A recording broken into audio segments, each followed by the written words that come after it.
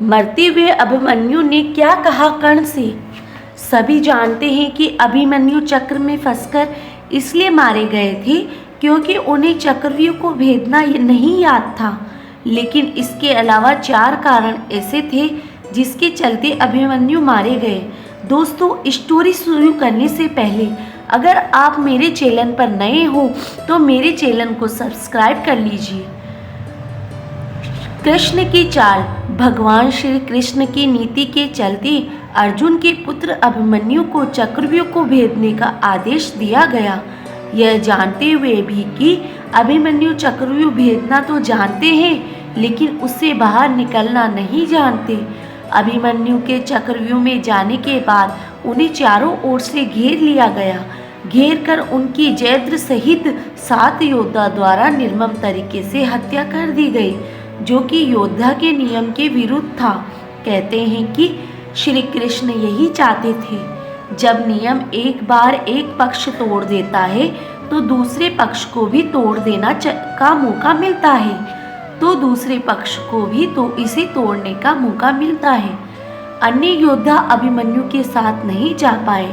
प्रारंभ में यही सोचा गया था कि अभिमन्यु व्यूह को तोड़ेगा और उसके साथ अन्य योद्धा भी उसके पीछे से चक्रव्यूह में अंदर घुस जाएंगे। लेकिन जैसे ही अभिमन्यु घुसा और व्यूह फिर से बदला और पहली कतार से पहले से ज़्यादा मजबूत हो गया, तो पीछे के योद्धा भीम, सात्यकी, नकुल, सहदेव को कोई भी अंदर घुस ही नहीं पाए। युद्ध में शामिल योद्धाओं में अभिमन्यु के साथ के धनुर्धर 2-4 ही थे, यानी थोड़े ही समय में अभिमन्यु चक्रव्यूह के अंदर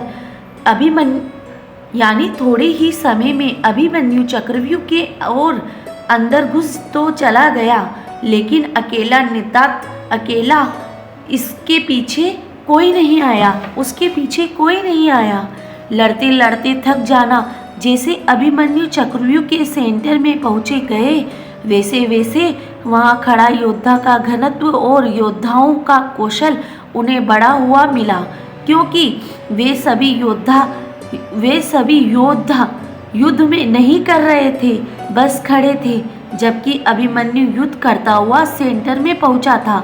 वे जहां पहुंचे और व्यूह रचना तोड़ने के कारण मानसिक और शारीरिक रूप से थक चुके थे, वहीं कौरव पक्ष के योद्धा तरोताजा थे। ऐसे में अभिमन्यु के पास चक्रव्यूह से निकलने का ज्ञान होता तो वे बच जाते, या उनके पीछे अन्य योद्धा उनके साथ देते तो बच जाते। लेकिन थकान के कारण वे अधिक जोश और होश में लड़ नहीं पाए। युद्ध नियम के विरुद्ध हत्या। अर्जुन पुत्र अभिमन्यु चक्रव्यूह। युद्ध नियम के विरुद्ध हत्या। अर्जुन पुत्र अभिमन्यु चक्रव्यूह भेदने के लिए उसमें घुस गया। चक्रव्यूह में प्रवेश करने के बाद अभिमन्यु ने कुशलतापूर्वक चक्रव्यूह के 6 चरण भेद लिए। इस दौरान अभिमन्यु द्वारा दुर्योधन के पुत्र लक्ष्मण का वध किया गया।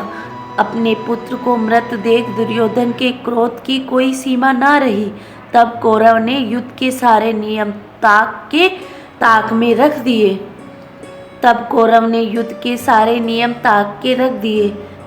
6 चरण पार करने के बाद अभिमन्यु जैसे ही 7वें और आखिरी चरण पर पहुंचे तो उसे दुर्योधन, जयद्र आदि 7 महारथियों ने घेर लिया।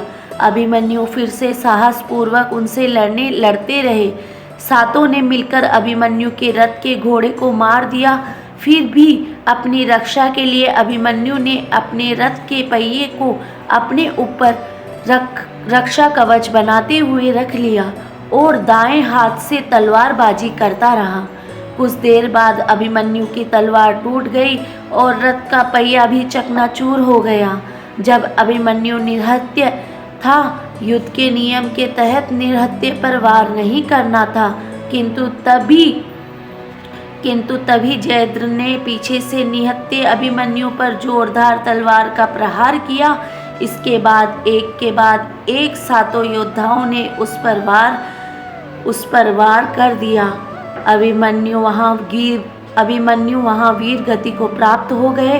अभिमन्यु की मृत्यु का समाचार जब अर्जुन को मिला तो वह बेहद क्रोधित हो उठे और अपने पुत्र की मृत्यु के लिए शत्रुओं का सर्वनाश करने का फैसला किया। सबसे पहले उन्होंने कल की संध्या का सूर्य ढलने के पूर्व जयद्रथ को मारने की शपथ ली। अगर आपको मेरी वीडियो अच्छी लगी हो तो मेरे चैनल को सब्सक्राइब और मेरी वीडियो को लाइक शेयर करना ना भूलिएगा। कल फिर मिलेंगे नई वीडियो के साथ।